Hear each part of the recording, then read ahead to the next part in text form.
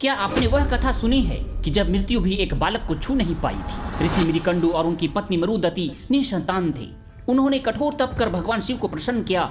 महादेव प्रकट हुए और वरदान मांगने को कहा। शिव ने उन्हें दो विकल्प दिए कि एक ऐसा पुत्र जो दीर्घायु होगा पर साधारण होगा, या ऐसा पुत्र जो अल्पायु होगा परंतु महान शिव भक्त और दिव्य होगा।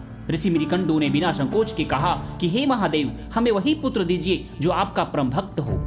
शिव ने वरदान दिया और उसी वरदान से जन्म हुआ बालक मार्कंडेय का।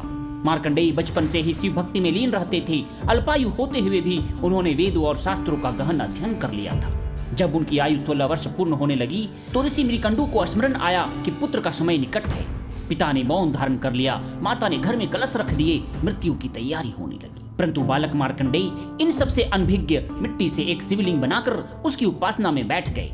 उनके मुख से केवल एक ही मंत्र निकल रहा था, ओम नमः शिवाय।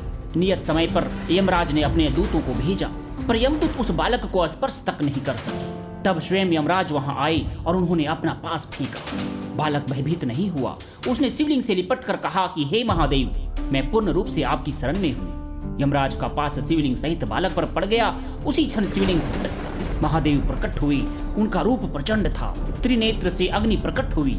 महादेव ने यमराज को रोका और कहा कि यह मेरा भक्त है, इसे छोड़ दो। यमराज ने उत्तर दिया कि हे प्रभु, इसकी आयु पूर्ण हो चुकी है, मैं केवल धर्म का पालन कर रहा हूँ। तब महादेव ने कहा कि आज से यह बालक मृत्यु के अधिकार से मुक्त रहेगा। क्रोधित होकर महादेव ने यमराज को दंडित कर दिया, जिससे देवताओं ने प्रार्थना की ताकि सृष्टि का संतुलन रुक न जाए।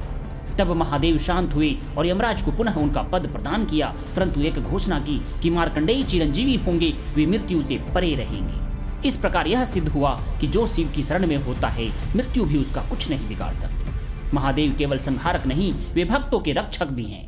ओम नमः शिवाय।